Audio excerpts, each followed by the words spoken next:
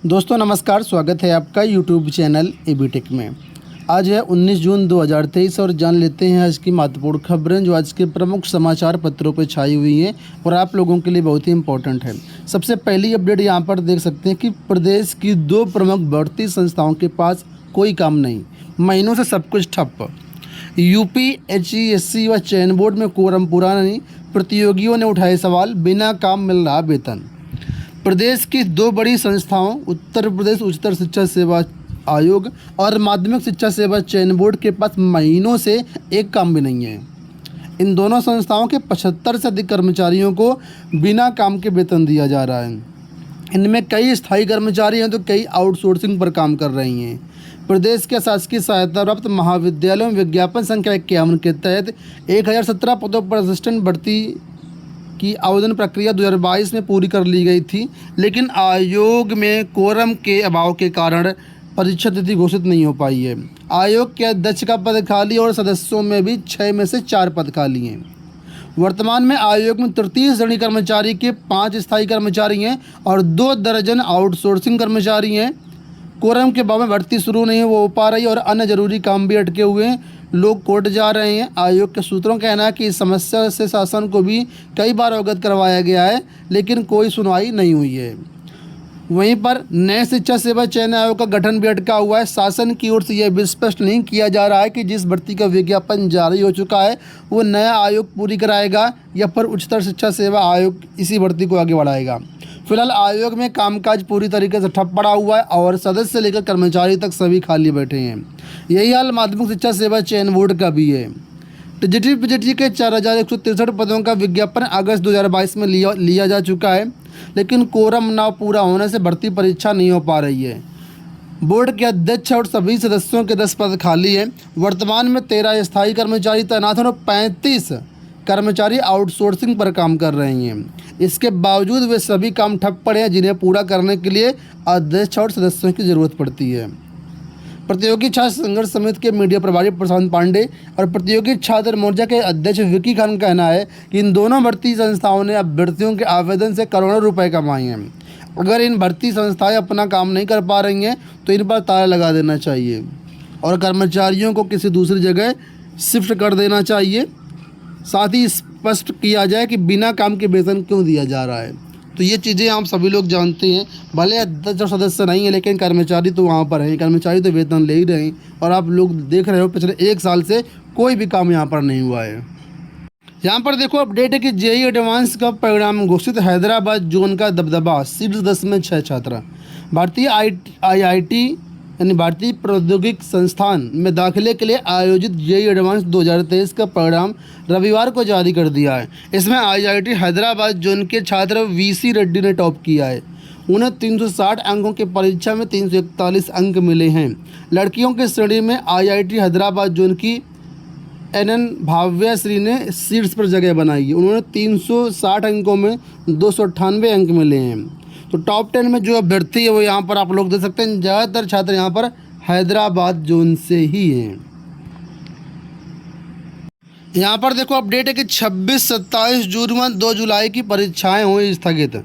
Professor Rajendra Singh रज्जू भैया राज्य विश्वविद्यालय की 26-27 जून एवं 2 जुलाई को बीएड एलएलबी और बीए एलएलबी की प्रस्तावित परीक्षा स्थगित कर दी गई है।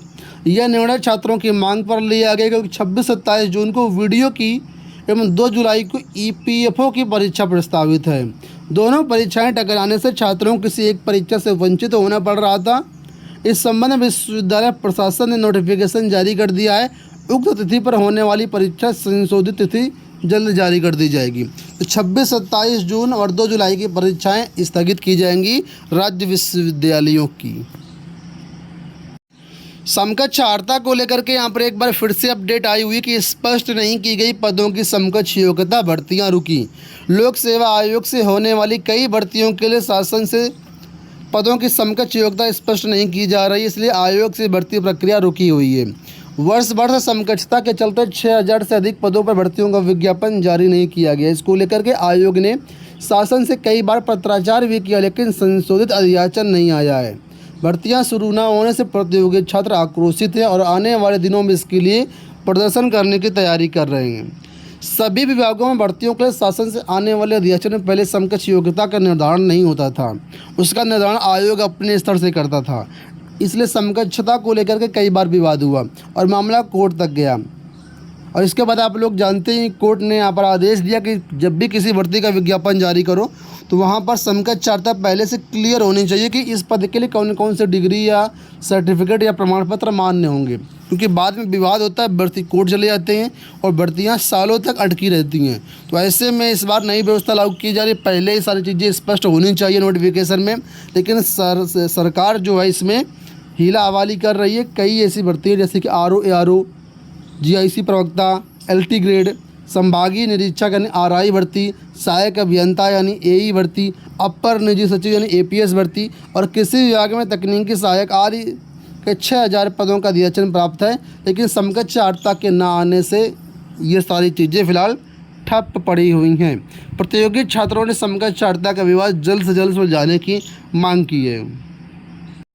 NPS से पैसा निकासी के मिलेंगे विकल्प। PFRDA चेयरमैन दीपक मोहंती ने कहा सितंबर तक लॉन्च की जाएगी व्यवस्थित निकासी योजना। तो यहाँ पर कहा जा रहा है कि अभी 60 वर्ष के बाद कोष का 60% तक एकमुश्त निकाल सकते हैं सदस्यों का 40% जो अंश होता है वो N2 में जाता है और 75 की आयु तक निश्चित अवधि में निकासी का विकल्प चुनने की मिलेगी अनुमति। तो कई सारे बदलाव निकासी में आपको देखने को मिलेंगे यहाँ पे NPS में, और सितंबर तक इसमें जो स्कीम लॉन्च करने की योजना बनाई जा रही है। एक अपडेट यहाँ पर देख सकते हैं, सरकार ने PSU में 2 लाख नौकरियाँ खत्म की, ऐसा कहना है राहुल गांधी का। थोड़ा सा स्टेटमेंट देख लेते हैं। लिखा है कांग्रेस के पूर्व अध्यक्ष राहुल गांधी ने दावा किया कि सार्वजनिक क्षेत्र के उपक्रमों यानी PSU में 2 लाख से अधिक नौकरियों को खत्म कर दिया गया है। राहुल ने आरोप लगाया कि सरकार अपने कुछ पूंजीपति मित्रों के फायदे के लिए लाखों युवाओं की उम्मीद कुचल रही है। PSU भारत का गौरव व रोजगार के लिए हर युवा का सपना हुआ करते थे, लेकिन आज वे सरकार की प्राथमिकता में नहीं है। तो यहाँ पर कुछ डाटा दिया गया है। डाटा के अनुसार कहा गया कि 2 लाख सरकारी नौकरियां PSU क्षेत्र में ख़त्म कर दी गई। इसमें भाजपा का पलटवार हुआ और क्या क्या है, भाजपा ने राहुल गांधी के PSU संबंधी बयान पर पलटवार करते हुए सत्तारूढ़ भाजपा ने कहा कि कांग्रेस नेता राहुल को बुद्धिमान दिखाने के लिए उन मुद्दों पर बात करने की बजाय जिनकी समझ नहीं है उन्हें मिक्की हाउस जैसे इंटरव्यू देने पर ध्यान देना चाहिए। पलटवार में इन्होंने कहा कि आप इस सारी चीज़ें नहीं समझते हैं, आपकी जो समझ है आप उस पर ध्यान दो, जो जहाँ पर समझ नहीं है उस पर ध्यान ना दो। तो ये तर्क दिए गए हैं यहाँ पर भाजपा की तरफ से। बाकी डिटेल आप ये आर्टिकल को पढ़ सकते हैं। तो दोस्तों ये हो गई आज की सारी सूचनाएं। उम्मीद करता हूँ वीडियो पसंद आया होगा। इसी तरह के अपडेट पाने के चैनल को सब्सक्राइब कर लीजिए। साथ में अगर न्यूज़ डाउनलोड करना है तो हमारे टेलीग्राम चैनल abtech123 से डाउनलोड कर सकते हैं। टेलीग्राम चैनल का लिंक वीडियो के डिस्क्रिप्शन बॉक्स में दिया गया है। इस वीडियो में इतना ही, धन्यवाद।